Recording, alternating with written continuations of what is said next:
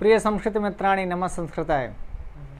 आज हम सब लोग इस लाइव कक्षा में जो लोग टीजीटी और पीजीटी का इंटरव्यू देने जा रहे हैं, बहुत दिन से आप सब कह रहे थे कि सर कुछ बताइए। तो इंटरव्यू के लिए कुछ बताने की बात नहीं होती, जो मुख्य रूप से जो बताना था वो मेरे ख्याल से आप सब जानते हैं।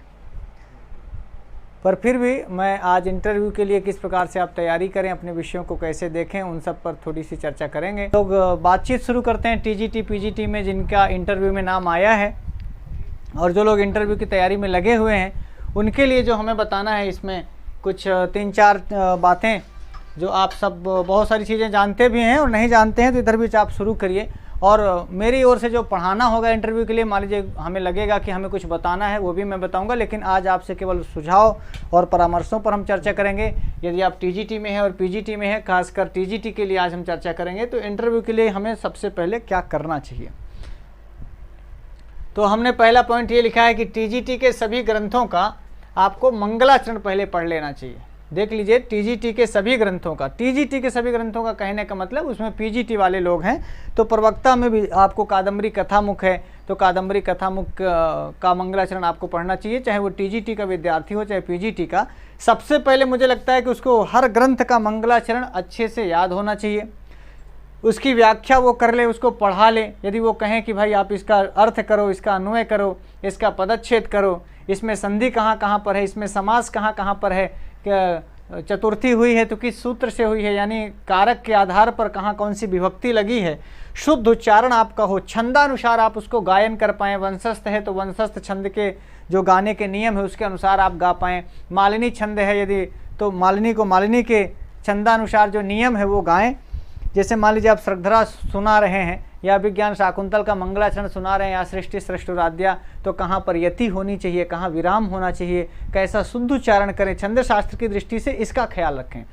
बहुत बार ऐसा होता है कि हम गाने के चक्कर में छंदानुसार, जैसे पिंगल के छंद सूत्र में या छंदो मंजरी में या वृत्त रत्नाकर में जो छंद के लक्षण लिखे हैं, श्रद्धरा के या मंदाक्रांता के या मालिनी के, वंशस्थ के, अनुष्टुप के, कहाँ यति होगी, कहाँ विराम होगा, उस यति विराम के आधार पर और किस अक्षर का कहाँ से उच्चारण हो रहा है, तालु के अक्षरों का तालु से उच्चारण हो, कंठ के अक्षरों का, कंठ वर्णों का हम कंठ से उच्चारण करें, मूर्धन्य वर्णों का मूर्धा से उच्चारण करें। और खासकर सकार के उच्चारण में जो मुझमें भी दोष होता है बहुत बार कि हम दंती सा को तालाबे बोल देते हैं, तालाबे को दंती बोल देते हैं। इस प्रकार की चीज़ें जब हम सुनाने जाएँ तो ये ध्यान रखें कि हमारे श्लोक में यदि दंती सा है जिसको हम सुना रहे हैं तो दंती ही निकल रहा है, ऐसा तो नहीं कि हम तालाब शा का उच्चारण कर दे रहे हों या मूर्धन शा का उच्चारण कर दे रहे हों। तो इन सब चीज़ों का ख्याल रखेंगे। तो ये पहला पॉइंट आपके लिए है कि टीजीटी के सभी ग्रंथों का हम मंगलाचरण पढ़ें, ऐसे ही पीजीटी के सभी ग्रंथों का मंगलाचरण याद रहे, अच्छे से याद रहे, कई बार पढ़ा रहे। हो सके तो आप पढ़ करके उसको मोबाइल में रिकॉर्ड कर लें अपनी भाषा में और उसको कई बार सुनते रहें। मैं आपके लिए ये करूँगा कि हम टीजीटी के सभी ग्रंथों का या पीजीटी के सभी ग्रंथों का मंगलाचरण जो मुझसे बनता है, जिस प्रकार से मैं सीखा हूँ या जो मैं कर सकता हूँ, वो मैं करके एक वीडियो बना के आपको दे दूँगा। तो मंगलाचरण का उच्चारण आप कैसे करें, तो 6-7 ग्रंथ मेरे ख्याल से टीजीटी में हैं और जो 2-4 ग्रंथ पीजीटी में हैं, उन सभी ग्रंथों का मंगलाचरण उच्चारण करके आपको वीडियो बहुत जल्दी दे देंगे। अभी फिलहाल यदि आप कर सकते हैं, घर में रहते हो, तो सभी मंगलाचरणों को एक डायरी में या एक कॉपी पेन में आप उतार लें, हर जगह लिख लें कौन सा इसमें मंगलाचरण है, किस देवता की इसमें स्तुति की गई है, इसमें कौन सा छंद है, छंद शास्त्र के अनुसार आप पढ़ रहे हो कि नहीं, उसका अर्थ आप जान रहे हो कि नहीं, उसकी व्याकरणात्मक टिप्पणी में संधि कहाँ पर है, समास कहाँ पर है, कौन सा कारक का सूत्र वहाँ पर काम कर रहा है, और वही आशीर्वादात्मक है कि वस्तु निर्देशात्मक है, मंगलाचरण किस प्रकार का है, नमस्कारात्मक है, किस देवता की स्तुति, ये सारी चीज़ें मंगलाचरण से जुड़ी हुई। नांदी है तो किस प्रकार की नांदी है, द्वादश पदा नांदी है कि अष्टपदा नांदी है, मंगलाचरण क्यों करना चाहिए, क्या परंपरा रही है हमारी, शास्त्रों में मंगलाचरण के बारे में क्या लिखा है, नांदी का लक्षण क्या है, इन सभी चीज़ों को आपको मंगलाचरण के संदर्भ में जानना चाहिए। पूरा एक्यूरेट जानकारी आपको हर प्रत्येक मंगलाचरण की, चाहे वो किरातार्जुनीयम का मंगलाचरण हो, चाहे शिशुपाल वध का मंगलाचरण हो, चाहे वो काव्य प्रकाश का मंगलाचरण हो, चाहे शिवराज विजय का हो या कादम्बरी कथामुख का हो, नीति शतक का हो, किसी भी ग्रंथ का जो आपके पाठ्यक्रम में है, मेघदूत वगैरह सब आपके पाठ्यक्रम में है। तो मैं बार बार ये ना कह करके सिर्फ एक लाइन में यही कह दूं कि मंगलाचरण के बारे में आपको एक कंप्लीट जानकारी रखनी है, जो जनरली एक आम सवाल है आपके इंटरव्यू का कि पूछ लेगा कि भाई साहब कोई मंगलाचरण का श्लोक सुनाओ। या मेघदूत का मंगलाचरण सुनाओ, उत्तरामचरितम का मंगलाचरण सुनाओ, या शिशुपाल वध का मंगलाचरण सुनाओ यदि आप पीजीटी के विद्यार्थी हैं तो। और टीजीटी के हैं तो जो टीजीटी में ग्रंथ है उनका आप कर लीजिए, पीजीटी वाला भी। वैसे तो मंगलाचरण जितने पॉपुलर ग्रंथों का कर सकते हैं तो करना चाहिए। जैसे मान लो कोई पूछे कि सर रघुवंश मेरे पाठ्यक्रम में नहीं है, पढ़ें कि ना पढ़ें, 2 लाइन का है रघुवंश का मंगलाचरण।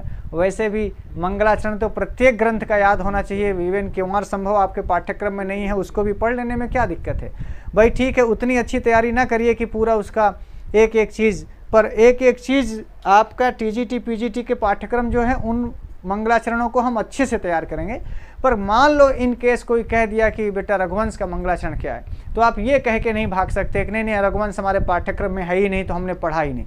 रघुवंश एक बहुत महत्वपूर्ण ग्रंथ है, ऐसे कुमार संभव महत्वपूर्ण ग्रंथ है, निषधि चरितम महत्वपूर्ण ग्रंथ है जो आपके पाठ्यक्रम में नहीं है, लेकिन फिर भी कम से कम इनका मंगलाचरण तो आपको याद रखना चाहिए। ऐसा मेरा व्यक्तिगत आपके लिए सुझाव है। अब इसके बाद यदि हम आगे बढ़ें, दूसरी चीज़ बताना चाहें तो ये है नाटकों का भरतवाक्य। बहुत इम्पॉर्टेंट तो नहीं है, लेकिन जब हमारे पाठ्यक्रम में नाटक हैं, जैसे टीजीटी में नाटक है, अभिज्ञान शाकुंतलम पाठ्यक्रम में है, उत्तरामचरितम पाठ्यक्रम में है, ये 2 नाटक हैं, तो 2 नाटकों का भरतवाक्य आपको देख लेना चाहिए। कोशिश तो ये करिए, जो मृच्छकटिकम पाठ्यक्रम में है पीजीटी वालों के, तो पीजीटी वाले और अभिज्ञान शाकुंतल भी उनके पीजीटी में है, तो जो पाठ्यक्रम अभी आपको कर लेना चाहिए। मान लीजिए इनकेस आपने सुनाया, बहुत अच्छा सुनाया, और उसने कहा कि बेटा और किसका याद है, तो आप ये कह सकते हैं कि सर स्वप्नवासो दत्तम का, मृच्छकटिक का, मुद्रा राक्षस का, उत्तरामचरितम का, अभिज्ञान शाकुंतल का, सभी का हमने मंगलाचरण और भरतवाक्य याद रखा है। और मुझे बहुत अच्छा लगता है भरतवाक्य में जो नटों की या भरत की एक आशीर्वादात्मक देश के प्रति, राष्ट्र के प्रति या राजा के प्रति, राज्य के प्रति जो भरतवाक्य में संकल्पना की जाती है वो बहुत ही शानदार और ज़बरदस्त होती है, इसलिए मुझे पसंद है। और मंगलाचरण में चूँकि किसी न किसी देवता की स्तुति होती है, किसी न किसी देवता से हम आशीर्वाद चाहते हैं या वस्तु निर्देश ही करना चाहते हैं, तो वो भी हमारे लिए एक प्रेरणात्मक चीज़ होती है। इसलिए हमें मंगलाचरण और भरतवाक्य प्रसिद्ध नाटकों का तो कर लेना चाहिए। भरतवाक्य की कल्पना जो कि आपको महाकाव्यों में या चंपू काव्यों में हो सकता है ना मिले, केवल नाटकों में ही भरतवाक्य की संकल्पना है हमारे यहाँ। तो नाटकों का भरतवाक्य और बाकी सब में मंगलाचरण की परंपरा है, चाहे वस्तु निर्देशात्मक मंगलाचरण हो, चाहे नमस्कारात्मक हो, चाहे आशीर्वादात्मक हो। मंगलाचरण महाकाव्य में भी मिलेगा, चंपू काव्य में भी मिलेगा, नाटकों में भी मिलेगा, इवन खंड काव्यों में भी मिलेगा। तो ये 2 चीज़ें आपने नोट कर ली होंगी, नोट करते चलेंगे तो भी अच्छा है, वरना ये वीडियो आपका इसी में पड़ा भी रहेगा। तो नाटकों का भरतवाक्य, चाहे प्रवर्तताम प्रकृति हिताय पार्थिवा, उनमें भी इतनी चीज़ें कि कम से कम सामान्य अर्थ पूछे तो बता लें, कौन सा छंद है ये बता लें, और वक्ता कौन है इसका ये बता लें। कहीं राजा बोलता है जनरली या कहीं सभी नट बोलते हैं, तो कौन बोल रहा है भरतवाक्य को, किस छंद में लिखा है और क्या इसका सामान्य अर्थ है, इतना पढ़ के जाना चाहिए, इतना करके जाना चाहिए। तो 2 चीज़ें आपने कर लिया कि हम मंगलाचरण पढ़ के जाएंगे और भरतवाक्य पढ़ के जाएंगे। फिर लिखा है हमने कि कम से कम 2-2 श्लोक सभी टीजीटी या पीजीटी के पाठ्यक्रम के अनुसार हमें पढ़ने चाहिए। चाहे वो टीजीटी के लोग हैं तो वो मेघदूतम का कोई 2 श्लोक जो आपको बहुत अच्छा लगता हो, अभिज्ञान शाकुंतलम का कोई 2 श्लोक जो आपको बहुत अच्छा लगता हो, नीति शतकम का कोई श्लोक जो आपको बहुत अच्छा लगता हो।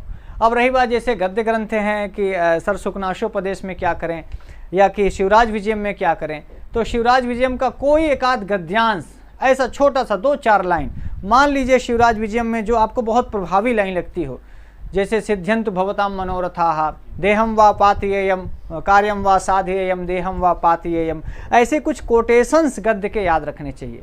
और जैसे उपदेश ग्रंथ है ये शुकनासोपदेश, तो कोई ऐसी 2-4 लाइनें या 2-4 सेंटेंस जो आपको बहुत प्रभावित करते हैं। वैसे तो पूरा उपदेश है, शुकनासोपदेश पूरा उपदेश है, तो कुछ तो उपदेश आपको प्रभावित किया होगा, कहीं तो शुकनास की कोई बात आपको पिंच की होगी, कहीं तो कोई बात से आप बहुत प्रभावित हुए होंगे। तो ऐसी पंक्तियां, ऐसे सेंटेंस मुझे लगता है आपके जहन में होनी चाहिए। भले ही ना पूछे, बहुत कम संभावना है कि गद्यांश से आपको पूछे कि शुकनासो, पर ऐसा पूछ सकता है कि शुकनासोपदेश की कुछ पंक्तियां आपको याद हैं, कुछ उपदेश आपको याद हैं, कुछ सुनाएंगे। या पूछ ले कि अंबिका दत्त व्यास का आपने पढ़ा है अंबिका दत्त व्यास का जो आपने ऐतिहासिक उपन्यास पढ़ा है शिवराज विजय, उसमें आपको कौन कैरेक्टर अच्छा लगता है, कौन सा पात्र अच्छा लगता है, उस पात्र की 2-4 लाइनें कोई सुना दीजिए। गौर सिंह ने जो बातें कही है, या योगीराज ने जो बातें कही हैं, या ब्रह्मचारी गुरु ने जो बातें कही हैं, कुछ तो आपको अच्छा लगेगा। कहीं तो उनकी लेखनी से आप प्रभावित हुए होंगे, चाहे वो गौर सिंह का जब वर्णन करते हैं तब में, या योगीराज जब ऊपर से नीचे उतरते हैं तब शायद आपको अच्छा लगा हो, या ब्रह्मचारी गुरु जब भारत की दुर्दशा का वर्णन करते हैं उसमें से कोई पंक्ति आपको अच्छी लगी हो। बहुत जगह सबकी अलग अलग पसंद हो सकती है। तो आप 1-2 लाइन, 1 मिनट, 2 मिनट, 1 मिनट गद्यांश बोलते जाएं, पढ़ते जाएं कि सर ये वाला गद्यांश मुझे बहुत अच्छा लगा, या एक एक पंक्ति बोल सकते हैं। कोई पंक्ति हो सकता है श्याम बटू की आपको अच्छी लगती है उसकी बोल दीजिए, कोई गौर सिंह की अच्छी लगी हो पंक्ति जो गौर सिंह ने बोली हो वो बोल दीजिए। हो सकता है ब्रह्मचारी गुरु का कुछ डायलॉग आपको बहुत अच्छा लगा हो, वो जो कन्या एक आती है जिसको वो मुगल युवक चुरा के ले जाता है उसका कोई डायलॉग आप याद कर लीजिए। बेहतर होगा कि 1-2 डायलॉग गौर सिंह का, 1-2 डायलॉग ब्रह्मचारी गुरु का, 1-2 डायलॉग योगीराज का, 1-2 डायलॉग उस बच्ची का जो अच्छा है, और 1-2 डायलॉग मुगल का भी, मुगल युवक का भी। तो वो भी जब लड़ते समय बातचीत करता है गौर सिंह से, वो भी डायलॉग डिलीवरी वहाँ की बहुत अच्छी है। तो ऐसे कुछ संवाद हमें याद रखने चाहिए। ये सब चीज़ें इंटरव्यू लेने वाले को बहुत प्रभावित करती हैं। जब आप गद्यांश का कोई हिस्सा उनके सामने सुनाते हो, या गौर सिंह की कोई वीरोक्ति आप सुनाएंगे लड़ते समय की, या देश राष्ट्र के प्रति जो उसके अपने विचार हैं उसमें व्यक्त किए हैं ब्रह्मचारी गुरु ने चाहे गौर सिंह ने, वो लोगों को प्रभावित करेंगी। गद्यांश की पंक्तियां जब आप 1 मिनट या 30 सेकंड तक सुना देते हैं, कोई धर धर धर धर धर धर परिचयम न रक्षति अभिजनम न जानाति गुणम न, ये माने कुछ ऐसी पंक्तियां जब आप फटफट फटफट फटफट सुना देते हैं तो व्यक्ति बहुत प्रभावित होता है। कुछ जितना आप इंटरव्यू में प्रभावित कर ले जाएंगे उतना एक्सपर्ट को नंबर देने में बहुत दिक्कत नहीं होगी। लेकिन जो वहाँ अच्छा प्रेजेंट कर पाएगा, जो वहाँ अच्छा बता पाएगा, ऐसा भी हो सकता है कि 108 या 109 पाने वाला 45 पाके सेलेक्ट हो जाए, और अब मान लीजिए आपको 40 मिल गया या 38 मिल गया और आप 1 नंबर से रह गए।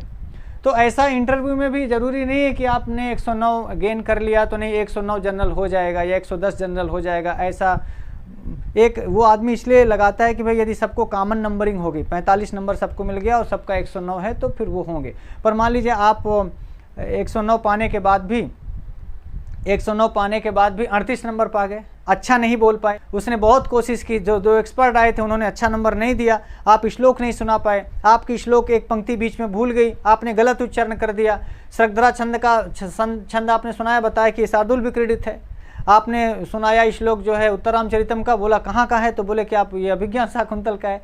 ऐसी जब मिस्टेक आपसे हो जाती है, हड़बड़ाहट में भी हो जाती है, घबराहट में भी हो जाती है, कोई रूप आपसे सुना और आपने लंग लकार का रूप बोला, आपने विधिलिंग का बोल दिया, लोट लकार का रूप पूछा था आपने लिंग का बोल दिया, लट का बोल दिया, तो ऐसा घबराहट के से निकल जाता है। होता भी है कि आप बहुत पढ़ के जाते हैं तब भी कभी कभी होता है, कभी कभी अज्ञानता बसात भी होता है। तो फिर आप उससे उम्मीद ना करें कि नहीं आप 45 पाएंगे, आप 41 भी पा सकते हैं, 40 भी पा सकते हैं, 42 भी पा सकते हैं। और ये 2-3 नंबर पॉइंट में सिलेक्शन रुकता है। इसलिए मैं ये तो एकदम पूरी तरह से नहीं कह रहा हूँ कि नहीं आप कुछ मत पढ़िए, सही रहेगा। 45 पाने के लिए आपको अतिरिक्त परिश्रम करना होगा, और अतिरिक्त परिश्रम इसी प्रकार के। तो मैं आपसे कह रहा था कि 2-2 श्लोक सभी टीजीटी या पीजीटी के पाठ्यक्रम के अनुसार जो अपनी पसंद के हों। अपनी पसंद में इसलिए कहता हूँ कि भाई कोई आदमी मालिनी छंद बहुत अच्छा गाता है, कोई वंशस्थ अच्छा गाता है, कोई श्रद्धरा अच्छा गाता है, कोई मंदाक्रांता अच्छा गाता है। तो अपनी पसंद और अर्थ भी आपको पसंद हो, उसका आपको पसंद हो, मतलब ये नहीं कि फलानवा ये वाला श्लोक कर रहा है तो हम भी यही कर लें, नहीं, उसकी पसंद अपनी अलग है, सबका टेस्ट अलग होता है। कोई मिर्चा ज़्यादा खाता है, कोई मीठा ज़्यादा खाता है, और कुछ लोग ऐसे होते हैं तो कि समोसा में थोड़ा खट्टी चटनी भी लेते हैं, मीठी भी लेते हैं, तो सबका अलग अलग स्वाद है। आपको निज शतक पसंद है तो निज शतक के श्लोक ले लीजिए, और निज शतक में भी सैकड़ों श्लोक हैं, सबों तो 100 तो सुनाने नहीं है, उनमें से 100 में से 1-2 आप छांट लीजिए। अब छांटते समय मैं एक चीज़ आपसे ज़रूर कहूँगा इस संदर्भ में कि जब भी आप श्लोक छांटें तो लगभग ऐसे छांटें कि सब छंद आ जाए, प्रसिद्ध छंद। जैसे अब आप किरात का कोई छांटेंगे तो वंशस्थ आ जाएगा। कभी कभी ऐसे सवाल कर देता है कि बेटा कोई वंशस्थ छंद का श्लोक सुनाओ, तो बेटा फंस गया, बेटा मंदाक्रांता रट के गया था, अब पता चला कि उसने वंशस्थ कह दिया कि बेटा वंशस्थ छंद में कोई सुनाओ। तो ये भी एक सवाल बहुत बार फंस जाते हैं जब एक्सपर्ट की ओर से ये आ जाता है कि बेटा मंदाक्रांता का कोई श्लोक सुना दो। तो फिर मंदाक्रांता का सुना दो तो वो ये नहीं बोला कि मेघदूत का ही सुना दो, मंदाक्रांता जहाँ भी हो, मंदाक्रांता आपका शाकुंतल में भी है, मंदाक्रांता उत्तरामचरितम में भी है, मंदाक्रांता आपका नीच शतक में भी है, कहीं का भी सुना दो। पर जब छंद पर्टिकुलर बोल देता है कि बेटा वंशस्थ का सुनाओ, तो ऐसे जब आप ये 2-2 श्लोक छांटेंगे इसमें अपने पाठ्यक्रम से, तो ऐसे छांटिएगा कि उसमें मंदाक्रांता, किसी का मंदाक्रांता ले लीजिए। जैसे आप मेघदूत पढ़ेंगे तो बट नेचुरली 2 मंदाक्रांता आ जाएगा। जब आप शाकुंतल में जाइए तो कोशिश करिए कि वहाँ से शिखरणी वगैरह एक आध ले लीजिए, एक आध। और जब आप नीच शतक में जाइए तो वहाँ से एक आध जो है शार्दूल विक्रीडित ले लीजिए। तो जो आपके पास 2-2 ये श्लोक आएंगे तो लगभग मालिनी का आ जाए, अनुष्टुप भी उसमें एक आध 2 ठो रहे, वंशस्थ भी रहे, शिखरणी भी रहे, मंदाक्रांता भी रहे, श्रगधरा भी रहे। और मतलब कभी यदि आपको पर्टिकुलर छंद बोल दिया कि मालिनी छंद का कोई सुनाओ, तो फिर सरसिज मन विद्धम शैवले नापिरम्य में जो आपको पसंद हो, मेरी पसंद का श्लोक नहीं लेना है, आपको जो पसंद हो, तो कम से कम हमारे पास एक श्लोक हर छंद का आ जाना चाहिए। अब अप्रचलित छंदों को छोड़ दीजिए, हो सकता है जैसे द्रुत विलंबित लेना चाहिए। भुजंग पर्याप्त नहीं भी पढ़े तो भी कोई दिक्कत नहीं, पर जैसे द्रुत विलंबित है, मंदाक्रांता है, शार्दूल विक्रीडित है, श्रगधरा है, वंशस्थ है, अनुष्टुप है, ये कुछ पॉपुलर छंद है, शिखरणी है। तो पॉपुलर छंदों का हमें अपने 7 ग्रंथों में से टीजीटी के या पीजीटी के मिला करके लगभग कोशिश ये करें कि हमारे पास छंदों की भी एक लड़ी हो जाए कि मंदाक्रांता कहेगा तो हम ये सुना देंगे, शिखरणी कहेगा तो हम ये सुना देंगे, वंशस्थ कहेगा तो हम ये सुना देंगे, श्रगधरा कहेगा तो हम ये सुना देंगे। इस प्रकार से इसमें से 2 चीज़ें हो जाएंगी। 2 चीज़ें आप समझ गए कि जो 2-2 श्लोक हम टीजीटी या पीजीटी के पाठ्यक्रम से सुनाएंगे उसमें छंदानुसार याद करेंगे। छंदानुसार समझ गया निर्मोही सर जी?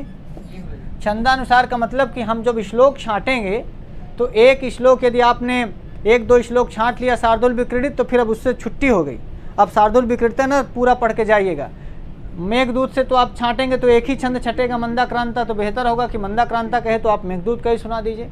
भले ही आप पीजीटी के विद्यार्थी हैं और मान लीजिए आपसे कह दिया, तो आप ये नहीं कहिएगा कि नहीं हम तो मंदाक्रांता मेरे पाठ्यक्रम में है ही नहीं, मैं तो प्रवक्ता का हूँ, मेघदूत में पढ़ा ही नहीं हूँ। ये आपके पाठ्यक्रम में हो चाहे ना हो, मेघदूत आपको पढ़ना ही चाहिए। भले ही आपके पाठ्यक्रम में नीच शतक नहीं है, प्रवक्ता की बात कर रहा हूँ पीजीटी में, तो आप ये कहते नहीं हम भर्तृहरि का पढ़े ही नहीं है नीच शतक, गड़बड़ बात। एक आध श्लोक तो मान लो कही ही दे तो आपको सुनाना चाहिए। पाठ्यक्रम को तो पढ़ के जाना ही जाना है, पाठ्यक्रम के अलावा हमें कुछ एक आध श्लोक हर ग्रंथ का याद करना चाहिए। तो छंदानुसार और प्रसिद्ध ग्रंथानुसार मैं आपसे कह रहा हूँ, ग्रंथानुसार और छंदानुसार कहने का मतलब कि हम प्रसिद्ध सभी ग्रंथों को ले लें। जैसे एक आध श्लोक एक ही ले लेंगे तो भी बहुत बड़ी बात है। माने कम से कम हम अभिज्ञान शाकुंतल से एक ले लें, उत्तरामचरित से एक ले लें, मंदाक्रांता ले लें, हम मेघदूत से ले लें, नीच शतक को ले लें, कादम्बरी को ले लें। ऐसे जो बहुत वो रघुवंश भी उसमें शामिल करेंगे, नीच शतक भी शामिल करेंगे, नैषधि चरितम भी शामिल करेंगे, कुमार संभव भी शामिल करेंगे, शिशुपाल को भी शामिल करेंगे। वो टीजीटी पीजीटी सबके लिए बता रहे हैं। अब ऐसा कहे कि हम भाग जाएं कि नहीं हम नलचंपू हमारे में नहीं था। अरे नलचंपू का एक बहुत पॉपुलर श्लोक है, आप याद कर लो टीजीटी के विद्यार्थी, तो रम्या रामायणी कथा वाला, क्या दिक्कत है।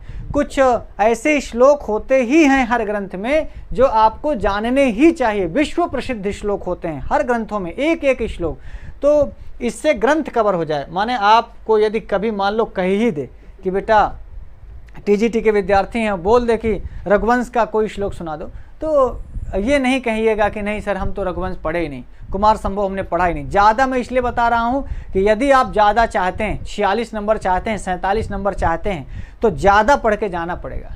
आप नहीं तो 40-42 तो आप ऐसे ही पा जाएंगे।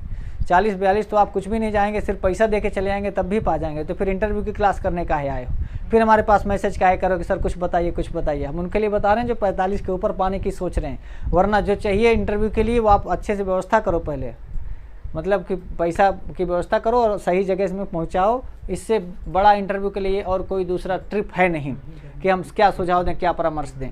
यदि हमसे आप चाहते हो कि हम कुछ ऐसी चीज़ बताएं जो आपको, जो एक्सपर्ट आएंगे वो उनको आप प्रभावित कर ले जाएं, तो आपको पूरी संभावना है कि 45, 46, 47 तक भी नंबर मिला है इस बोर्ड में, ये जो बोर्ड चल रहा है। तो यदि 45 पार जाने की सोच रहे हैं तो इस प्रकार की चीज़ें आपको करनी चाहिए।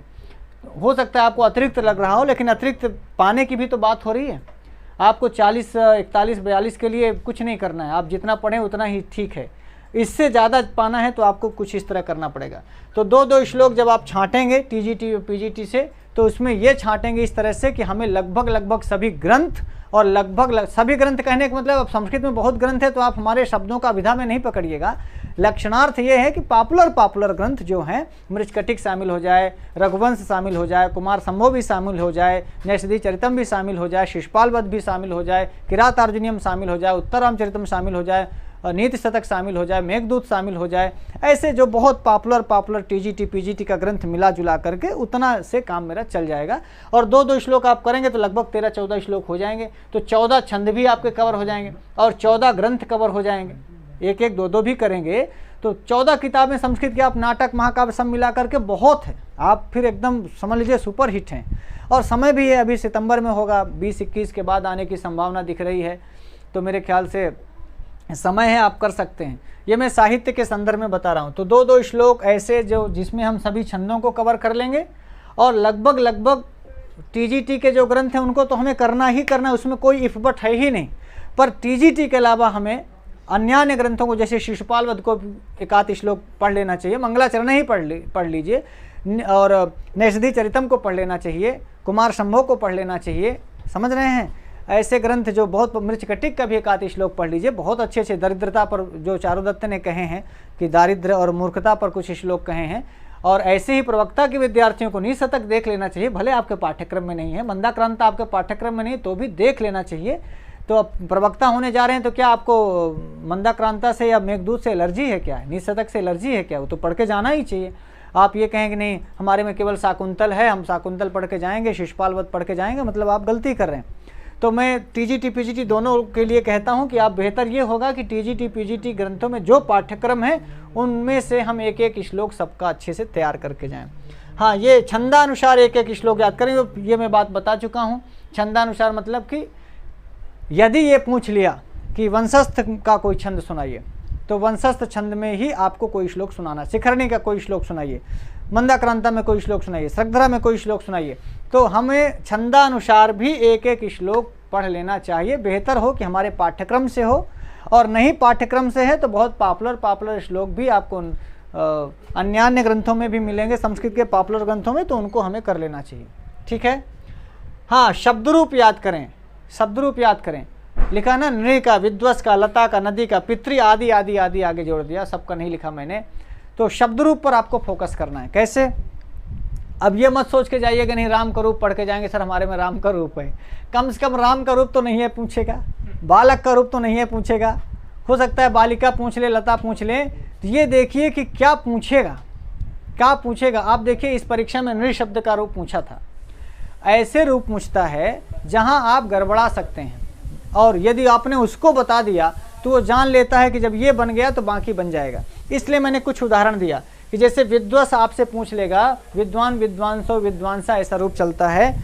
जहां आप गड़बड़ा सकते हैं उनको यदि आपने बता दिया तो जान जाएगा इससे राम का रूप बनता है, इससे बालक का रूप बनता है, इससे आपने नदी का सुना दिया, पूछ लेगा कि नदी शब्द का द्वितीय बहुवचन में बताओ। और यदि आपने नदीन बोल दिया कि नदीन बनेगा तो फिर वो कुछ बोलेगा नहीं, पर जान जाएगा कि लुल्ल आदमी। और यदि आपने नदी शब्द का द्वितीय बहुवचन में नदी ही बोल दिया तो वो समझ जाएगा कि नहीं, जब नदी ही जानता मतलब ये रूप पूरा पढ़ा है। वैसे भी जैसे चावल को हम लोग टटोल लेते हैं और एक चावल पका है तो समझ जाते हैं सारे चावल पके हैं, ऐसे जब आप विद्वस का रूप उसे बता देंगे, या नृ का रूप बता देंगे, पितृ का सही रूप बता देंगे, नदी का बता देंगे, लता का बता देंगे, जहाँ थोड़ी टफ होता है, जहाँ आप गड़बड़ हो सकते हैं, यदि उसकी पंचमी बता दी, षष्ठी बता दी, द्वितीय का बहुवचन बता दिया, तो मेरे ख्याल से फिर आपको मान लेगा कि शब्द रूप आपका बहुत अच्छे से तैयार है। तो ध्यान रखिएगा, हमें जो आपके पाठ्यक्रम में है, जैसे नाम, नामनो, नामाना, ऐसा रूप हम लोग पढ़ लेते हैं, जबकि ये गलत है। नपुंसक लिंग में रूप है, नाम, नामनी, नामानी ऐसा चलता है, या नामनी भी चलता है। और खासकर जहाँ 2-2 रूप बनते हैं, जैसे मत का रूप पूछेगा तो मत में पंचमी षष्ठी पूछेगा और दोनों रूप पूछेगा, क्योंकि मत में वैकल्पिक पंचमी षष्ठी बनती है। तो ऐसे सब जगहों पर जहाँ जहाँ बच्चा गच्चा खा सकता है, तो इंटरव्यू वाले को ये पता है कि ये कहाँ गड़बड़ा जाएगा। तो आप ये सोचेंगे नहीं नदी का प्रथमा एक वचन बताओ, कभी नहीं पूछेगा। और पूछ भी सकता है, क्योंकि कहीं आप बालिका, बालिके, बालिका हमें रामा, रामो, रामा की तरह बालिका में आप विसर्ग तो नहीं लगा रहे हैं, प्रथमा एक वचन में विसर्ग तो नहीं लगा रहे हैं। या नद्या कहाँ का रूप है, चतुर्थी बहुवचन में क्या बनेगा, या द्वितीय के बहुवचन में क्या बनेगा, पंचमी षष्ठी का बहुवचन में क्या बनेगा, जहाँ गड़बड़ी हो सकती है। देखिए सप्तमी एक वचन में गड़बड़ी होती है, पंचमी और षष्ठी के एक वचन में गड़बड़ी होती है। उधर द्वितीया के बहुवचन में लोग गड़बड़ी करते हैं, और खासकर षष्ठी बहुवचन में जहाँ सकार और शकार की बात आती है, लता सु बनेगा, कौन वाला सु रहेगा, दंती सा रहेगा कि मूर्धन्य सा रहेगा, जहाँ जहाँ लोग गड़बड़ कर सकते हैं उन स्थानों को एक्सपर्ट बहुत अच्छे से जानता है कि हम क्या पूछेंगे तो ना पढ़ा हुआ आदमी क्या जवाब देगा। जब आप छात्र होकर के इम्पॉर्टेंट सवाल जान सकते हो कि सर ये पूछ सकता है, तो पूछने जो एक्सपर्ट आज 10 साल से पढ़ा रहा है डिग्री कॉलेज में या इंटर कॉलेज में या प्रधानाचार्य, उसको नहीं पता है कि हम क्या पूछेंगे तो तुम क्या बताओगे। इसलिए ये आप बहुत अच्छे से आप ध्यान रखिएगा कि बालक का रूप या राम का रूप जो आप कक्षा 6 से पढ़ रहे हैं ये तो नहीं पूछने वाला है। तो फिर क्या पूछेगा? वो पूछेगा जहां हम लोग गड़बड़ कर सकते हैं। नृ के रूप में गड़बड़ कर सकते हैं, विद्वस के रूप में गड़बड़ कर सकते हैं, मनस के रूप में गड़बड़ कर सकते हैं, पयस के रूप में गड़बड़ कर सकते हैं, यशस्वी इत्यादि के रूप में गड़बड़ कर सकते हैं। अब कितना रूप पढ़ लें, कुछ नहीं, कॉमन रूप ही पढ़ने। अब ईकारांत स्त्रीलिंग है, ये कॉमन है। आकारांत स्त्रीलिंग ये कॉमन रूप है। नाम शब्द नामन शब्द है, जो नामन शब्द ये नपुंसक लिंग में कॉमन रूप है। ये तो आपको बनना ही चाहिए, कॉमन ही पूछेगा, और कॉमन में ही आप यदि अच्छा बता लेंगे इसका मतलब आप अच्छा कर रहे हैं। तो जैसे मनस इत्यादि, पयस इत्यादि, विद्वस इत्यादि, नृ इत्यादि, पितृ, नदी, लता इत्यादि, इसी तरह के रूपों को आपको पढ़ के जाना है। और खासकर सर्वनाम रूप में अस्मद हो गया, युष्मद हो गया, और जहाँ जहाँ आप उनके वैकल्पिक रूपों में गड़बड़ी करते हैं, द्वितीया, चतुर्थी और षष्ठी में जो वैकल्पिक रूप बनते हैं अस्मद युष्मद में, वो क्या बन सकते हैं। सर्व में सर्व की तरह यत भी चलता है, किम शब्द भी चलता है, तीनों लिंगों में चलता है। इदम और अदस में लोग गड़बड़ी करते हैं। इदम किस अर्थ में आता है, अदस शब्द का रूप कैसे चलता है, पुल्लिंग में क्या चलेगा, स्त्रीलिंग में क्या चलेगा। तो ये जो मैं चर्चा कर रहा था वो सर्वनाम रूपों में अस्मद हो गया, युष्मद हो गया, सर्व हो गया, यत हो गया, किम हो गया, इदम हो गया, अदश हो गया। इनको प्रयोग सहित जानना चाहिए। प्रयोग जैसे कभी कभी ना कोई एक्सपर्ट बोल देता है कि अच्छा आप अदस शब्द का प्रयोग करते हुए कोई एक सेंटेंस बनाइए। अब लोग अदस शब्द का कोई एक सेंटेंस कह दिया, या आपसे यही कह दिया कि तत् शब्द का प्रयोग करते हुए कोई संस्कृत में एक वाक्य बोलिए, तो वो आपसे रूप ही पूछ रहा है। अब आप रूप असौ बालकः गच्छति कि असौ बालिका गच्छति कि असौ यानम गच्छति कैसा प्रयोग करते हैं। तो ये ध्यान रखना है हमें कि पुल्लिंग में क्या बनेगा, स्त्रीलिंग में क्या बनेगा, नपुंसक लिंग में क्या बनेगा, और इसका सेंटेंस में वाक्य प्रयोग क्या बनेगा। कहेगा भाई विद्वानों को बुलाओ, अनुवाद करिए, विद्वानों को बुलाओ, विद्वत शब्द का प्रयोग कराएगा, आपसे कहेगा विद्वानों को बुलाओ। विद्वानों को बुलाओ मतलब वो आपसे द्वितीया का बहुवचन पूछ रहा है। यदि आप विद्वत शब्द का द्वितीया बहुवचन जानेंगे तो अनुवाद कर पाएंगे, वरना लुल्ल हो जाएंगे और गलत अनुवाद कर देंगे। कभी कभी रूप पूछने का ये भी तरीका, इसीलिए अगली बार जो मैं आपसे कह रहा हूँ वो यही है कि धातुरूप, अनुवाद और संस्कृत में परिचय। तो धातुरूप और शब्दरूप यदि आप जानते हैं तभी आप अनुवाद कर पाएंगे। इसीलिए शब्दरूप के बाद हमने धातुरूप लिखा, फिर अनुवाद लिखा। कैसे, कभी कभी ना ऐसे ही सवाल पूछे जाते हैं। जो मैंने इंटरव्यू दिया है और हमारे साथ में जो लोग पढ़े हैं, साथ मतलब जैसे आप जैसे लोग हैं जो 13 में इंटरव्यू दिए हैं, जो 11 में इंटरव्यू दिए हैं, जो इंटरव्यू दिए हैं, तो ऐसे लोग हमारे पास भी आते हैं, हम पूछते भी हैं कि क्या क्या पूछा गया। उस आधार पर मैं आपसे बातचीत कर रहा हूँ। और इंटरव्यू लेने का थोड़ा बहुत अनुभव मेरा भी है, ऐसे सरकारी नहीं लेकिन प्राइवेट बहुत सारे इंटरव्यू मैं लेता रहता हूँ। मैं जानता हूँ कि कहाँ से क्या क्या पूछते हैं, और गुरुजनों के बीच में रहता हूँ तो गुरुजन भी हमसे बहुत सारा पूछते रहते हैं। तो मुझे पता है कि अच्छा ये पूछा जा सकता है, ऐसे यहाँ से पूछते हैं। उन्हीं का मैं डिटेल में आपसे चर्चा करता हूँ कि धातुरूप हुआ और अनुवाद हुआ, फिर संस्कृत में आपसे परिचय हुआ। धातुरूप में भी देखिए ज़्यादातर हम जहाँ गड़बड़ करते हैं, ब्रू धातु में हम गड़बड़ कर देते हैं, या जो आप अस्ति स्तः संति का रूप है अस धातु का, यहाँ हम गड़बड़ कर देते हैं आगे के लकारों में। भू धातु और अस धातु बहुत मायनों में एक है, बहुत मायनों में अलग है। तो जहाँ जहाँ अलग है, जहाँ जहाँ रूप हम गड़बड़ करते हैं, उन सभी जगहों पर हमें बहुत ध्यान से रखना है। अब यदि आप अपना पाठ्यक्रम देख रहे हो तो भू है, गम है, पठ है, पा है। तो जनरली आप ये जाने कि भू धातु या पठ धातु या गम धातु के रूप आपसे जनरली नहीं पूछता है। जनरली चूंकि वो जानता है कि कक्षा 6 से आप भवत भवता भवंती पढ़ रहे हैं, और कोई आदमी संस्कृत जगत में यदि पहला धातु रूप कोई पढ़ेगा तो उसको भवती पढ़ेगा, पठती ही पढ़ेगा, गच्छति ही पढ़ेगा। तो इंटरव्यू में वो लोग या तो ऐसे बोल देंगे भाई लंग लकार सुनाइए, जहाँ आप लंग लकार में गड़बड़ी करते हैं भूतकाल वाले में। तो ये आप जान के चलिए कि भू हुआ, गम हुआ, पठ हुआ, पा हुआ, जो बहुत कॉमन रूप हैं उनको वो जनरली नहीं पूछते हैं। फिर क्या पूछेंगे, जैसे भी धातु पूछने लायक है, वो पठति पठता पठंती की तरह नहीं चलता है। उसमें आप विभेति करते हैं कि विभीता करते हैं कि विभ्यति करते हैं कि विभ्यंति बोलते हैं, वो इसमें जान लेंगे। यदि आप पठति पठता पठन्ति सुनाए, इसमें कोई बड़ी बात नहीं है, पर भी धातु का रूप सुनाते हैं तो ये बड़ी बात है। ऐसे ही जब आप जाते हैं और लब इत्यादि का सुनाते हैं, हन धातु का सुनाते हैं, जहाँ हनति हनता हनंति सुना रहे हैं कि हंति हता घनंति सुना रहे हैं, ये मायने रखेगा। और वो चाहेंगे कि आप हनति हनता हनंतिन बोलो, और यदि आपने हनति हनता हनंति बोला तो वो समझ जाएंगे कि बस ठीक है। तो बड़ी बात होती है कि हन पूछ लेगा आपसे, दुह धातु एकदम डिफरेंट है, अलग है, आपके पाठ्यक्रम में है। तो यदि सोचें कि सर कौन सा तैयार करें, तो आप भवति पठति गच्छति पतति को आप पांचों लकार में पढ़ें, बड़ा अच्छा है। अनुवाद बनाने के लिए आपको ये क्रियाएं काम देंगी। पर इंटरव्यू के लिए दुह को तैयार करिए, इंटरव्यू के लिए हन को तैयार करिए, इंटरव्यू के लिए आप भी धातु को तैयार करिए, इंटरव्यू के लिए ब्रू धातु को तैयार करिए। ये ऐसी धातुएं हैं जहां आप पल पल पर गच्चा खाएंगे, हर जगह रूप बदल रहे हैं, हर जगह परिवर्तित रूप बन रहे हैं। तो यदि आपने ब्रू पढ़ लिया, आपने दुह धातु पढ़ लिया, आपने भी धातु पढ़ लिया, आपने दुह धातु पढ़ लिया, और दोग्धि इत्यादि रूप, धुंक्ष इत्यादि रूप, ये सब पढ़ लिए, धोक्षत इत्यादि रूप आपने पढ़ लिया कि दुहिष्यति दुहिष्यतः दुहिष्यन्ति सुना देंगे, बल्कि वो कहेंगे कि वो गाय दुहता है, ऐसा गाम दुहिष्यति, इसको सही है, ये ऐसे दुहिष्यति वही प्रयोग कर देंगे। और आप कहेंगे हाँ हाँ हाँ सर, हाँ सही है, तो बोले ठीक है, बड़ा अच्छा, बहुत अच्छा बेटा, अच्छा पढ़ के आए हो। तो ये ध्यान रखिएगा कि कभी कभी वही ऐसा बोल देते हैं कि जो गड़बड़ बोलेंगे और आपसे कहेंगे कि बेटा ये अनुवाद सही है ना, कहीं गड़बड़ हो तो सही कर दो। तो आप ये जानिए कि हाँ हाँ यहाँ गड़बड़ है। तो बहुत बार वो खुद आपको गड़बड़ी की ओर ले जाते हैं, और हर सफल समझदार और बुद्धिमान व्यक्ति उस गड़बड़ी को पकड़ लेता है और कहता नहीं सर ऐसा नहीं, ऐसा होना चाहिए, इसका रूप लंग लकार में ऐसा चलता है, लिट लकार में ऐसा चलता है, लंग लकार में ऐसा चलता है।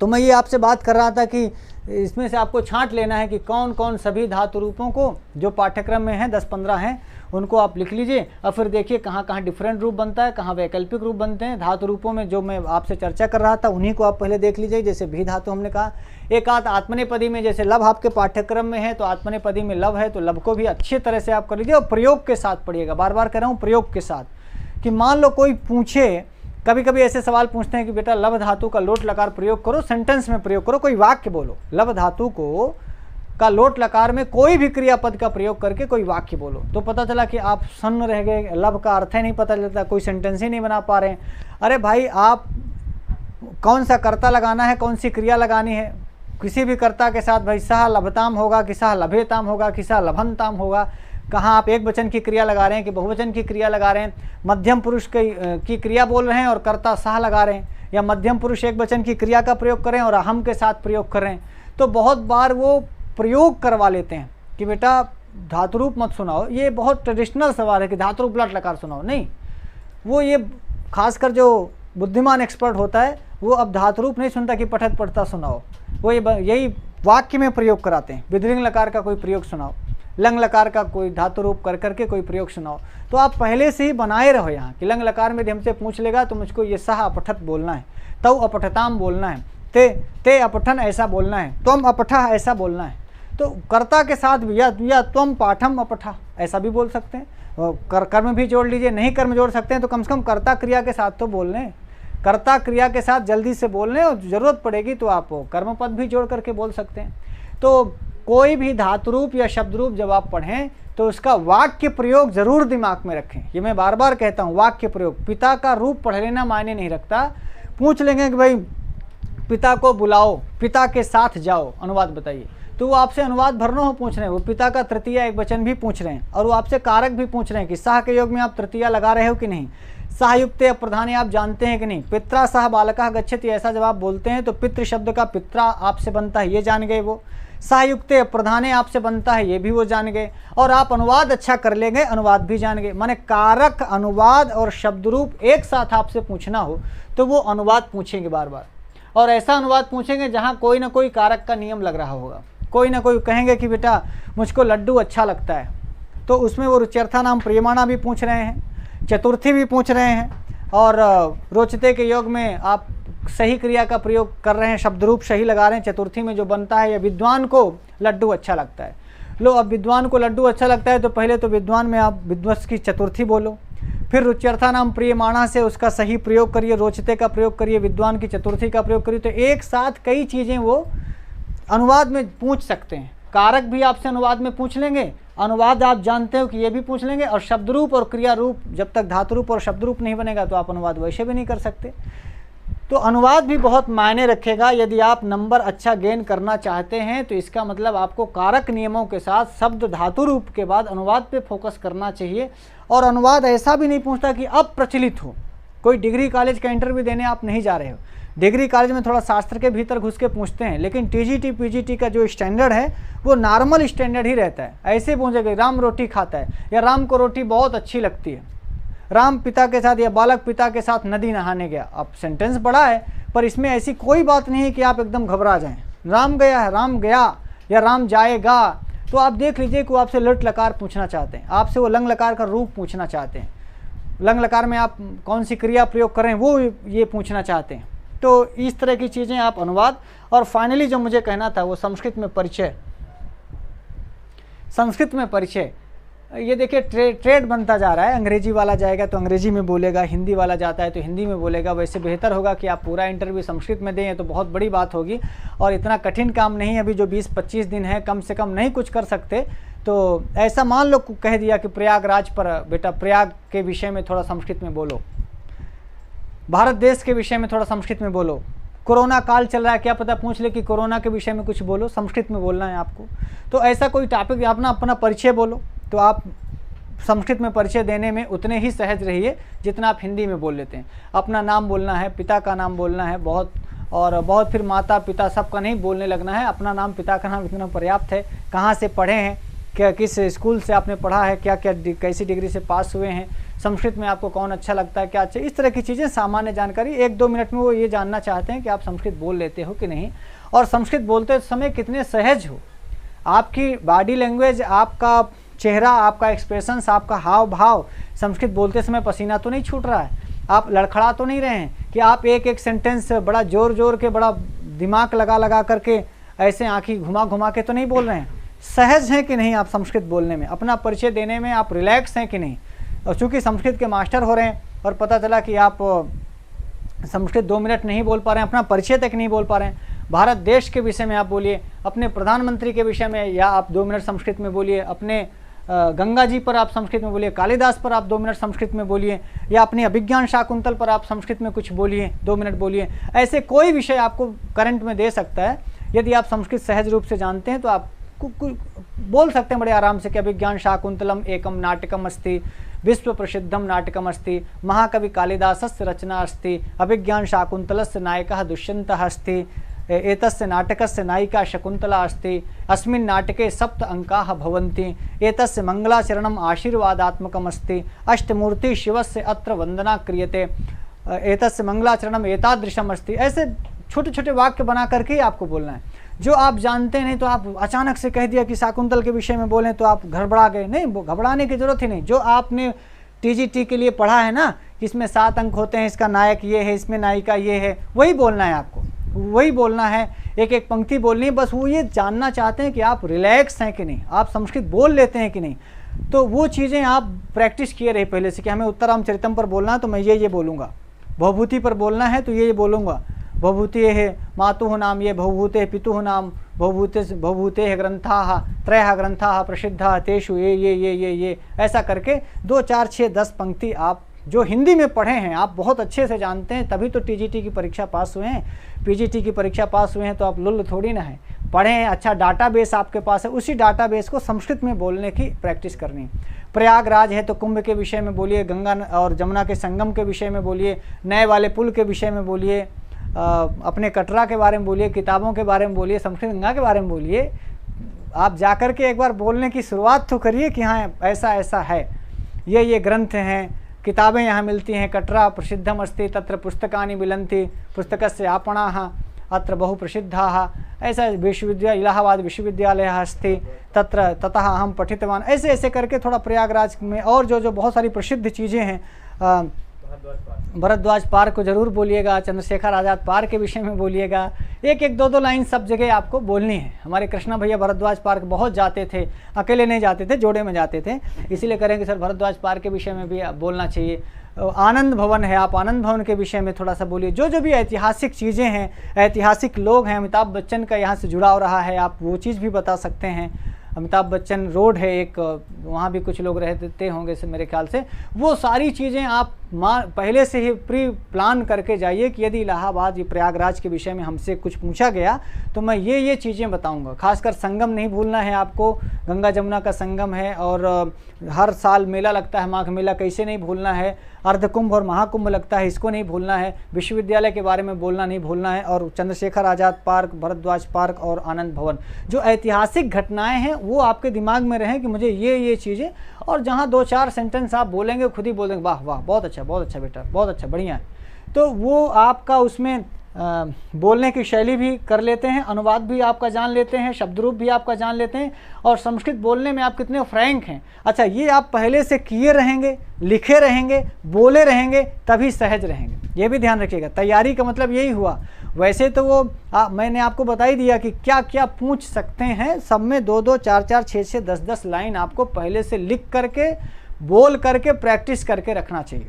और यदि आप ऐसी प्रैक्टिस किए रहेंगे तभी यहाँ 15 लाइन पढ़ के जाएंगे, तब जाके वहाँ 5-7 लाइन याद आ पाएगी। बाकी तो वैसे भी इंटरव्यू में जाते ही भूल जाता है बहुत सारी चीज़ें। जब कोई बोल देता है, 3-4 लोग बैठे रहेंगे, तब भी आदमी हदसियाता है, डरता है, भयभीत होता है, काफ़ी चीज़ें भूल जाती हैं। पर यदि यहाँ से ज़्यादा करके जाएंगे, पहले से प्री प्लान होकर के जाएंगे, तो मुझे नहीं लगता कि आपको बहुत दिक्कत होगी। तो यहाँ तक हम लोगों ने पढ़ लिया।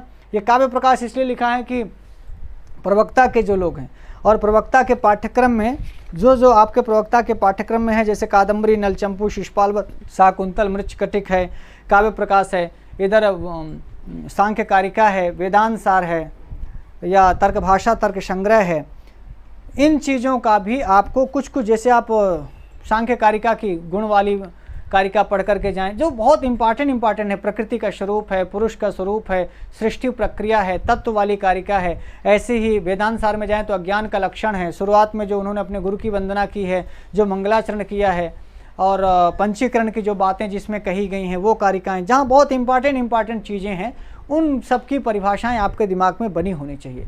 और मान लो इनकेस प्रवक्ता के विद्यार्थी हैं तो वेदांत, मान लीजिए कोई एक्सपर्ट दर्शन का है तो ऐसा हो नहीं सकता कि सांख्य और वेदांत से सवाल ना करे। साहित्य का है तो अभिज्ञान, शाकुंतल, शिशुपाल वध, इनसे सवाल होगा। व्याकरण का मान लीजिए कोई एक्सपर्ट बैठा है तो आपको समास है, कारक है, उनमें कुछ इंपॉर्टेंट सूत्र दे सकता है, आपसे पूछ सकता है, व्याख्या पूछ सकता है, या कहेगा बेटा पढ़ा दो, या इसको कैसे बताएंगे, इसका क्या उदाहरण है, इसमें क्या कहा गया है। तो इस तरह की चीज़ें आपसे पूछी जा सकती हैं।